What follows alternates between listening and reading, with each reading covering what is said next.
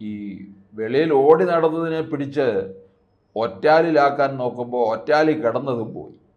ഇനിയിപ്പോൾ എന്തോ ചെയ്യും എന്ന് പറഞ്ഞതുപോലെയാണ് കോൺഗ്രസിൻ്റെ അവസ്ഥ. ഈഴവ വിഭാഗത്തിലുള്ള തീയ സമുദായത്തിൽപ്പെട്ട ഒരാളെ പ്രസിഡന്റ് സ്ഥാനത്ത് നിന്ന് മാറ്റി.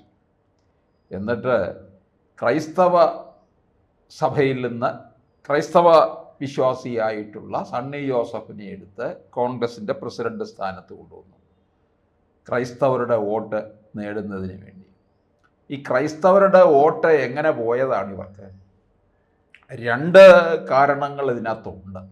ഒന്ന്, ഈ മുനമ്പം വിഷയത്തിൽ വഖഫ് ഭേദഗതി ബില്ല്, ഇതിനകത്ത് ഈ ക്രൈസ്തവരെ ചതിക്കുകയാണ് യഥാർത്ഥത്തിൽ UDF ചെയ്തത്, കോൺഗ്രസ് നയിക്കുന്ന മുന്നണി ചെയ്തത്. അത് കൃത്യമായിട്ട് കാര്യങ്ങൾ പറഞ്ഞ് മനസ്സിലാക്കി കൊടുക്കുകയുണ്ടായി BJP. അതിൻ്റെ ഗുണവും അവർക്ക് കിട്ടി. അവിടെ അതിനു മുമ്പ് ഈ ഹൈബീഡിനൊക്കെ ചെന്ന് എന്തായിരുന്നു കാണിച്ചതൊക്കെ? ഇപ്പോൾ ഹൈബീഡിനെയൊക്കെ കണ്ടു കഴിഞ്ഞാൽ അവരെടുത്ത് ചുരുട്ടിക്കൂട്ടി കടലിൽ തള്ളും എന്നുള്ളതാണ്. അപ്പോൾ എന്തായാലും അതോടുകൂടി ക്രൈസ്തവ സഭ അകന്നു. അതിനും മുന്നേ തന്നെ മറ്റു ചില കാരണങ്ങളാൽ ഒഴിഞ്ഞു മാറി. അത് എന്താണെന്ന് ചോദിച്ചാൽ, ഈ മുസ്ലിം ലീഗിൻ്റെ ഒരു തരം അപ്രമാദിത്യം, ആധിപത്യം കോൺഗ്രസ്സിലുള്ളത്. കോൺഗ്രസിനെ ഭരിക്കുന്നത് മുസ്ലിം ലീഗ്. മുസ്ലിം ലീഗ് എത്രത്തോളം മുസ്ലിമിനെ പരിഗണിക്കാമോ ആ തരത്തിലെല്ലാം പരിഗണിച്ച് 5-ാം മന്ത്രി വരെ കൊണ്ടുവന്നിരുത്തിയതല്ലേ. അവർ കോൺഗ്രസ് ഭരിക്കും, അടുത്ത സർക്കാർ വരികയാണെന്നുണ്ടെങ്കിൽ ഇവരായിരിക്കും വലിയ കക്ഷികൾ എന്നുള്ള രീതിയിലായിരുന്നു പോക്ക്. ഇനി 5 മന്ത്രിയല്ല 6 മന്ത്രി, പിന്നെ വേണമെങ്കിൽ ഉപമുഖ്യമന്ത്രി സ്ഥാനം, വേണമെങ്കിൽ എന്നല്ല ഉപമുഖ്യമന്ത്രിയൊക്കെ പറഞ്ഞു വെച്ചിരിക്കുകയാണ്. ഏറെ പ്രതീക്ഷയോടുകൂടി അങ്ങനെ കാത്തിരിക്കുകയാണ് അധികാരം കിട്ടുമെന്നും പറഞ്ഞ് 2026.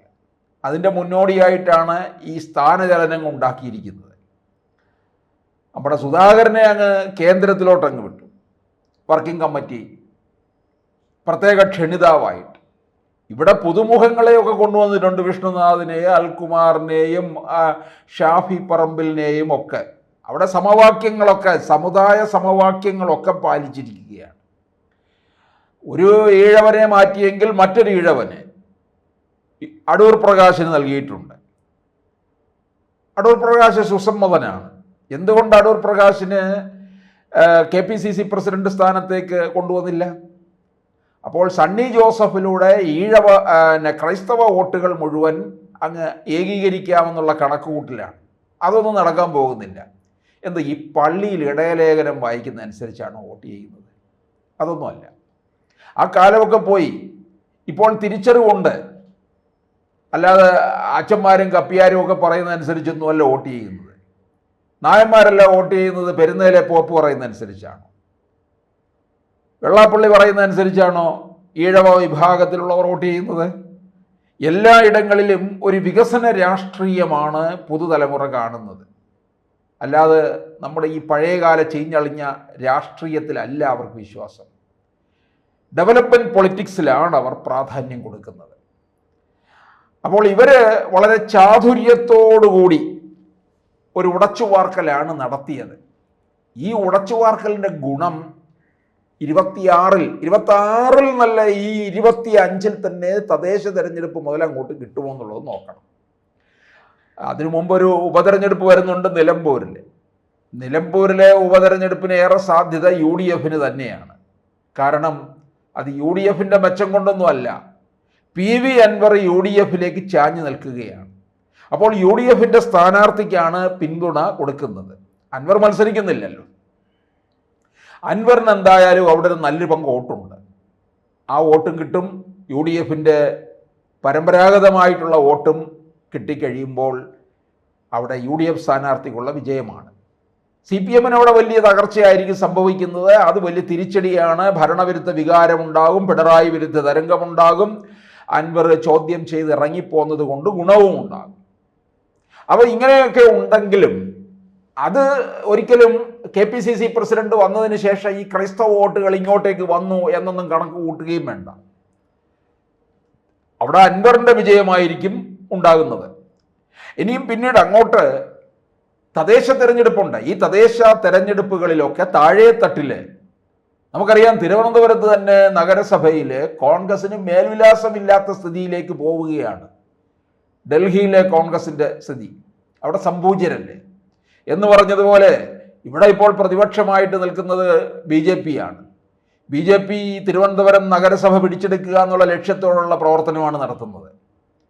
കോൺഗ്രസിനെ സംബന്ധിച്ചിടത്തോളം ഇവര് ഇനിയിപ്പോൾ ഇങ്ങനെ സാധാരണ ഒരു ഉടച്ചുവാർക്കൽ നടത്തുമ്പോൾ അല്പം മുറുമുറുപ്പൊക്കെ വരുന്നതാണ്. ഇപ്പം ഇന്നേ വരെ അങ്ങനെ അത്തരത്തിലൊരു മുറുമുറുപ്പൊന്നും വന്നിട്ടില്ല. മുറുമുറുപ്പ് വരാൻ സമയമുണ്ട്.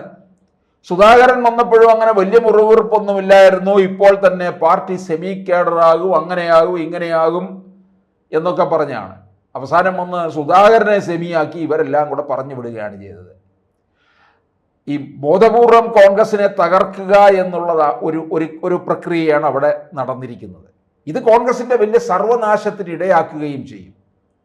അങ്ങനെ കോൺഗ്രസ് ഈ അധികാരത്തിന് വേണ്ടിയുള്ള വടംവലിയും കലഹവും കാരണം സർവനാശത്തിലേക്ക് പോയി കഴിഞ്ഞാൽ അവർ കേരളത്തിൽ ഇനിയും ഗുണം പിടിക്കാത്ത ഒരു അവസ്ഥയിലേക്ക് മാറും. അത് ഉറപ്പായിട്ടുള്ള കാര്യമാണ്. അങ്ങനെ വരുമ്പോൾ ആ സ്പേസിലേക്ക് BJP പോവുകയാണ് ചെയ്യുന്നത്. BJP ഒരു 5 or 6 അല്ലെങ്കിൽ അവരുടെ കണക്കുകൂട്ടലനുസരിച്ച് 11 സീറ്റ് വരെ നേടുകയോ ചെയ്തു കഴിഞ്ഞാൽ തന്നെ കോൺഗ്രസിന് അതിന് വലിയൊരു തകർച്ച സംഭവിക്കും. അതിലൂടെ ഉണ്ടാകാൻ പോകുന്നത് ഇവരുടെ ഘടകകക്ഷികളുണ്ട്. ഘടകകക്ഷികളൊക്കെ അവരുടെ സീറ്റ് നിലനിർത്തും. പ്രത്യേകിച്ച് ഇത്തരത്തിലൊരു ഭരണവിരുദ്ധ വികാരം നിൽക്കുന്നത് കൊണ്ട് മുസ്ലിം ലീഗ് അവർക്ക് കൊടുക്കുന്ന സീറ്റുകളൊക്കെ തന്നെ സേഫാക്കി നിയമസഭയിലെത്തിക്കും. പക്ഷെ കോൺഗ്രസിൻ്റെ അതിനകത്ത് ഒരു ഇതുമില്ലാതെ തകർച്ചയിലേക്ക് പോകുമ്പോൾ ഈ ഘടകകക്ഷികളെ, അതുപോലെ കേരള കോൺഗ്രസ് ജേക്കബ് ആയാലും ജോസഫ് ആയാലും അവരുടെ സീറ്റുകൾ പരമാവധി നിലനിർത്തും. പിന്നെയുള്ളത് ഒറ്റയാൾ പട്ടാളമൊക്കെ ഉണ്ട്, RMP ഉണ്ട്. അത് KK രമയെ സംബന്ധിച്ചിടത്തോളം അത് വടകര KK രമയ്ക്ക് വേണ്ടിയുള്ളതാണ്. CMB ഉണ്ട്, CP ജോൺ ഉണ്ട്. അതുപോലെ അങ്ങനെ ചെറു ഒറ്റക്കക്ഷികളായിട്ടൊക്കെ നിൽക്കുന്നവരുണ്ട്. ഇവരൊക്കെ തന്നെ മറ്റിടങ്ങളിലേക്ക് ചേക്കേറാനുള്ള സാധ്യതയും കാണുന്നുണ്ട്. നമുക്കറിയാം, ഈ LDF 3ാം തവണ അധികാരത്തിൽ വരില്ലെന്ന് LDF തന്നെ ഒരുപക്ഷെ തീർച്ചപ്പെടുത്തി വെച്ചിരുന്നതാണ്. പക്ഷെ അവരിപ്പോൾ ഒരേ സ്വരത്തോടുകൂടി വർക്കൗട്ട് ചെയ്ത് മുന്നോട്ട് പോകുന്നത്, ഒരുമയോടുകൂടി പറയുന്നത് LDF തന്നെ 3ാം വട്ടവും അധികാരത്തിൽ വരുമെന്നുള്ളതാണ്. ഈ പറഞ്ഞ് അങ്ങനെ ആകുന്ന ഒരു സ്ഥിതിയുണ്ടല്ലോ, അതാണിപ്പോൾ LDFിൽ കാണുന്നത്. അത് കോൺഗ്രസിൻ്റെ തകർച്ചയ്ക്ക് ഇടയാക്കുകയും ചെയ്യുന്നു. കോൺഗ്രസിൻ്റെ തകർച്ചയ്ക്ക് ഇടയാക്കി കഴിഞ്ഞാൽ അത് പിണറായി വിജയൻ്റെ ഹാട്രിക്കിലേക്കുള്ള പോക്കായിരിക്കും. പിണറായി വിജയൻ 3ാമതും അധികാരത്തിൽ വരികയും അതിലൂടെ പിന്നീട് കുറച്ചു കാലം ഭരണം നടത്തുകയും പിന്നെ അത് കഴിഞ്ഞ് പതുക്കെ പിണറായി വിജയൻ പാർട്ടിയെ തൻ്റെ വരുതിയിൽ നിർത്തി കാൽക്കീഴിലാക്കി മരുമകനെ ഭരണം ഏൽപ്പിക്കുകയും ചെയ്യാനുള്ള തന്ത്രങ്ങളൊക്കെ ആവിഷ്കരിക്കുകയാണ്. അപ്പോൾ എന്തായാലും കോൺഗ്രസിനകത്തെ ഈ ഉടച്ചുവാർക്കൽ പൊട്ടിത്തെറി ഇതുവരെ ഉണ്ടായില്ല. ഇനി എപ്പോൾ ഉണ്ടാകുമെന്ന് നമുക്ക് നോക്കിയിരിക്കാം.